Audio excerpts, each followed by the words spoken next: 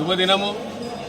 మన తెలంగాణ మొత్తం స్టేట్లో పండుగ వాతావరణం ఉంది.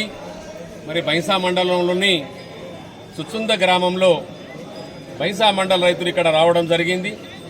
మరి ఈరోజు మనం చూస్తూ ఉంటే 1 లక్ష రుణమాఫీ పోయిన ప్రభుత్వం చేయలేకపోయింది. 25,000 25,000 25 లాంటి ఆరకం చేసి రైతులకు వడ్డీలని పోయింది. మరి ఈరోజు 2 లక్షల రుణమాఫీ చేస్తామని రాహుల్ గాంధీ మాట ఇచ్చిన తర్వాత దాన్ని అమలుపరిచే నాయకుడు, మాట ఇస్తే మడుగు తిప్పని నాయకుడు రేవంత్ రెడ్డి గారు ఈరోజు మనకు 2 లక్షల రుణమాఫీ స్టార్ట్ చేసిండ్రు. మరి ఈ 15 ఆగస్టు వరకు అందరికీ రుణమాఫీ వర్తింపజేసేలాగా ఈరోజు ప్రోగ్రాం స్టార్ట్ అయింది. కాబట్టి చాలా గ్రేట్. మనం చూస్తా ఉన్న ప్రపంచంలో సుఖ ఎక్కడ లేదు, ఇటువంటి రుణమాఫీ లేదు అని ఒకటేసారి ఇంత పెద్ద రుణమాఫీ చేయడం చాలా సంతోషం.